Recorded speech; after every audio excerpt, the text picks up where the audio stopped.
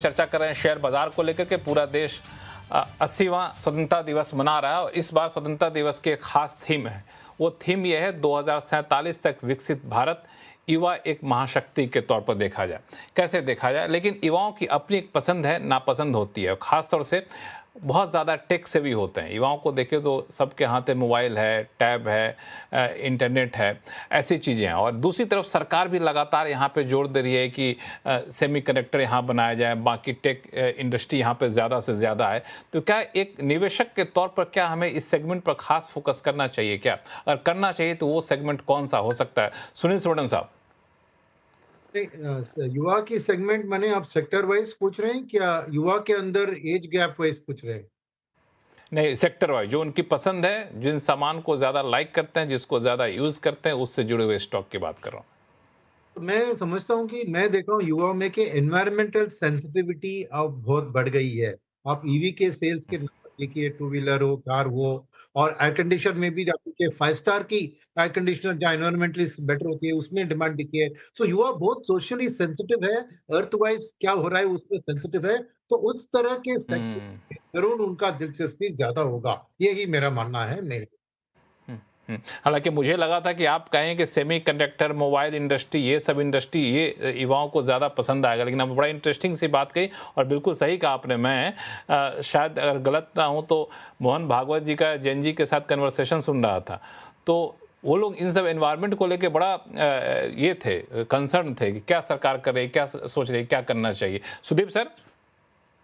देखिए, मैं मेरा भी सुनील जी के साथ सहमत हूँ, पर इसके साथ मैं एक छोटा-सा और सेगमेंट जोड़ना चाहता हूँ, जिसपे आज के युवा पीढ़ी लगे हुए हैं, वो है गेमिंग सेक्टर। अगर आप देखेंगे गेमिंग सेक्टर, अच्छा। गेमिंग ग्लोबली एक बहुत बड़ा इंडस्ट्री बन गया है और ये एक्सपेंशन भी रैपिडली हो रहा है। किसी डेटा पॉइंट अगर आप देखें तो more than 100% year on year growth इस इंडस्ट्री दिखा रहा है। तो इस हुँ। इंडस्ट्री से जुड़े हुए जो कंपनीज हमारे यहाँ है, जो लिस्टेड स्पेस में है, एग्जाम्पल के तौर पे मैं रिकमेंड नहीं कर रहा हूँ, बताना चाहूंगा नजारा टेक्नोलॉजीज, जिससे कि गेमिंग के लिए प्लेटफॉर्म प्रोवाइड करते हैं और एक्विजिशन के जरिए दुनिया भर में ग्रो करने की कोशिश कर रहे हैं। ऐसे कंपनीज पे जरूर ध्यान रहेगा और युवा पीढ़ी का। ऐसा करते हैं कि आपके ऑडियो में कुछ इशू है सुदीप सर। हमारी टीम आपसे भी ठीक कांटेक्ट करके ठीक करेगी। तब तक मैं दलजीत सिंह कोहली साहब को पहुंचा दूं। कोहली साहब, आपके हिसाब से युवाओं की पसंद और शेयर मार्केट के निवेशकों की पसंद कहाँ जाके मेल खाती है? हाँ, तो लक्ष्मण जी एक जो बहुत क्लियर सेक्टर दिख रहा है वो न्यू एज टेक्नोलॉजी वाला सेक्टर है। जैसे क्विक कॉमर्स, ई-कॉमर्स वाला ये जो पोर्शन है, बिकॉज़ जब आप देखते हो कि कपल्स दोनों लोग वर्किंग हैं, तो उनको सुविधा चाहिए, जल्दी काम चाहिए, उस तरीके की जो सर्विस प्लेटफ़ॉर्म्स जो भी हैं, जो चाहे वो खाने से संबंधित हों या सामान लेने से संबंधित हों, इवन ब्यूटी प्रोडक्ट से संबंधित हों, तो ये जो एक सेगमेंट है, ये काफ़ी बड़ा मुझे लगता है इसमें बहुत बड़ा पोटेंशियल है और ये ग्रोथ बहुत तेज़ी से दिखाएगा भी, अभी भी दिखा ही रहा है। और इसके साथ में आप जोड़ सकते हो ईएमएस वाला सेक्टर, जो इलेक्ट्रॉनिक मैन्युफैक्चरिंग सेक्टर जिसको हम बोलते हैं। तो वहाँ पर आप देखिए तो मोबाइल्स का ये जो हम अभी तक कुछ समय पहले तक हर चीज़ इम्पोर्ट कर रहे थे, आज हम बहुत कुछ एक्सपोर्ट कर रहे हैं। तो आने वाले समय में आई थिंक ये भी एक एरिया रहेगा, क्योंकि जब इसकी डिमांड इंडिया में भी इतनी ज़्यादा हो गया, अगर एप्पल के लिए हम इतने बड़े कस्टमर हैं, India as a country is a big customer, तो finally they will have to of setting up things here. तो I think we will have this portion will again work very big. तो ये जो new age technology से related, इसी में आप जोड़ सकते हो ग्रो जैसी कंपनियाँ या जो एंजल जैसी कंपनियाँ जो कैपिटल मार्केट से रिलेटेड है। बिकॉज़ अब मैं देखता हूँ हमारे अपने बच्चे जो है वो, हम तो सोचते थे कि अकाउंट खोलेंगे, कैसे खोलेंगे, कब करेंगे, वो तो शुरू हो चुके हैं। क्लास में से ही स्टार्ट कर दिया और वहीं से पूछते हैं कि अभी क्या लूँ, क्या बेचूँ, क्या करना है। तो ये जो इस तरीके की जो सुविधा, या I think this is all going to again expand very fast. तो ये जो एरिया है न्यू एज। आप आप अपने बच्चों को सुझाव देते हैं कि नहीं देते? वैसे डॉक्टर होते हैं अपने बच्चों के इलाज नहीं करते हैं। नहीं करते। नहीं, सुझाव तो देना पड़ता है, ऐसा नहीं बोल सकते कि नहीं देते, लेकिन वो लोग अपना दिमाग उस पे ज़्यादा लगा लेते हैं। वो अपना दिमाग ज़्यादा लगाता है। अच्छा, कई बार ऐसा भी लगता हो कि हमसे ज़्यादा दिमाग चल रहा है उनका। Yes, yes, yes. जैन साहब बड़ी चिंता में है, कहें कि सब लोग, बाकी 3 लोग तो बोल गए युवाओं की पसंद, अब हमारे लिए कुछ छोड़ा ही नहीं इन लोगों ने। नहीं नहीं लक्ष्मण जी देखो, चाहे वो जेन जी हो या जनरेशन मिलेनियम हो या और भी कई नाम से क्या आता है, आई थिंक अल्फा हो, बहुत ज्यादा स्मार्ट है, बहुत ज्यादा टेक फ्रेंडली है, बहुत ज्यादा टेक फ्रेंडली है, बहुत ज्यादा मोबाइल भी हैंगे। मोबाइल इन द सेंस कि मैं एक इशारा कर रहा हूं ऑटो कंपोनेंट, ऑटो एंसिलरी की तरफ, मैं इशारा कर रहा हूं एक्टिव टूरिज्म की तरफ। न्यू एज कंपनी जितने भी हमारे अच्छे स्टार्टअप हैंगे, अगर आप उनके ओनर्स की या उनके जो प्रोमोटर्स के उनके एवरेज देखो तो कहीं ना कहीं क्लोजर टू 30 होगी। So I think that is what is driving India. I think that proves that our future is in very safe hands, and this generation will do exceedingly well. And we have to respect their choices. They have to respect their views.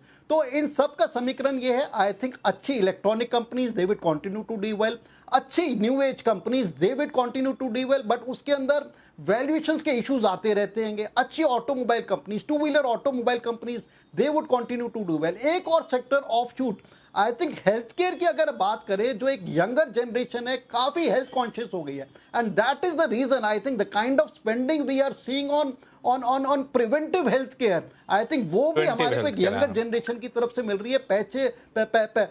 पहले के जो लोग होते थे जो आज 50 60 70 80 साल के हैं, आई थिंक इतना ध्यान देते भी नहीं थे, आई थिंक उनके लिए एक फजूल का खर्चा होता था। So these are the kind of sectors, अगर हम स्पेसिफिक टू जेन जी या यंगर पॉपुलेशन की बात करें, I think these are the sectors which are very relevant. और इन सेक्टर्स में जो अच्छे स्टॉक्स होंगे, अच्छे ग्रोथ वाले स्टॉक्स हैं, with good promoters, with good corporate governance, I think they would continue to do well. They have done well and they would continue to do well. Sudeep sir, बीच में इनका ऑडियो खराब हो गया। सुदीप सर, अपनी बात कुछ बची हो तो पूरी कर लीजिए, फिर एक सवाल सुनील जी से लूंगा मैं। जी देखिए, मैं कह रहा था गेमिंग कंपनीज, आप कहीं भी जाइए, कहीं भी देखिए, दुनिया भर में gaming is becoming bigger and bigger, और ये आज की युवा पीढ़ी इस पे लगे हुए हैं। अब हम लोग बहुत सारे हम लोगों के एज ग्रुप के लोग ये लगे हुए नहीं है सर, पेरेंट्स बड़ा परेशान है। बिल्कुल बिल्कुल, पर जैसे भी हो, इस इंडस्ट्री का बहुत अच्छा ग्रोथ हो रहा है, और इस इंडस्ट्री से लेके जुड़े हुए कंपनीज पे जरूर ध्यान रहना चाहिए। दूसरा, मैं एक चीज बताना चाहता था, आज के दिन में इंडिया का जीडीपी 3 से 4 ट्रिलियन के बीच में घूम रहा है, और 2047 की बात की जा रही है। 2047, आप किसी भी का आंकड़ा ले लो, किसी भी कंसल्टेंट का आंकड़ा ले लो, किसी भी बिग 4 का आंकड़ा ले लो, 30 से 40 ट्रिलियन के बीच में हमारा जीडीपी होगा।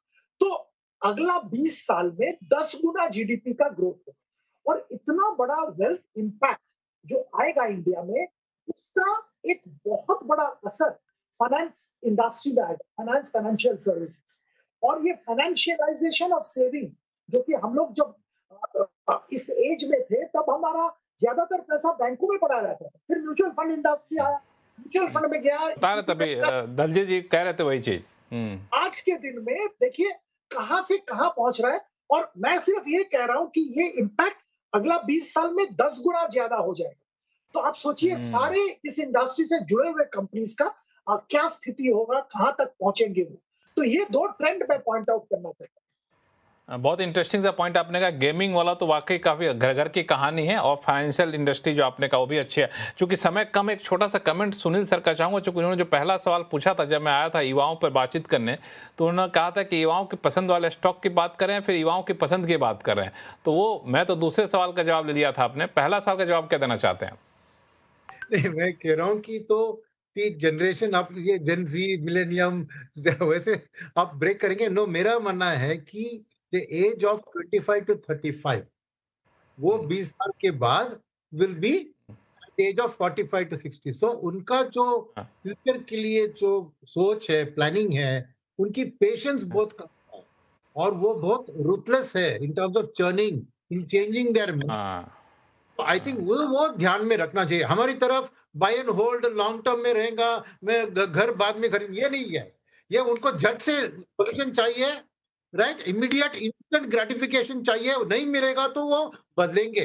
तो ये जो है, तो फंड मैनेजर के लिए भी सही, बैंक्स के लिए भी सही, सबके लिए चैलेंज होगा, और वो कैसे उस चैलेंज को हम एड्रेस करते हैं, ये सबसे बड़ा सवाल हमें टैकल करना होगा। और शायद यही वजह है कि आपके पास आते हैं तो लोग कहते हैं हमें तो स्मॉल कैप बताओ, हमें रिस्क का छोड़ दो चिंता, हमें तो ऐसा बताओ जहां पैसा दिन दुना रात चौगुना हो जाए। ये जेनजी के माइंडसेट वाली बात जो आपने की वो भी काफ़ी दिलचस्प है। हालांकि उसकी चिंता आप लोग करिए, आपके पास आते हैं वो लोग पूछने की, तो आप अपना बताइए कैसे बताना, हमारा तो काम था सवाल पूछना। लेकिन समय खत्म हो रहा है, इसलिए इस दिलचस्प चर्चा को यहीं रोक रहा हूँ मैं। लेकिन आप सही मेहमानों ने अपना कीमती समय निकाला, इसके लिए बहुत बहुत धन्यवाद। आवाज़ अड्डा में फिलहाल इतना ही। देखते रहिए सिंधी सी आवाज़। नमस्कार।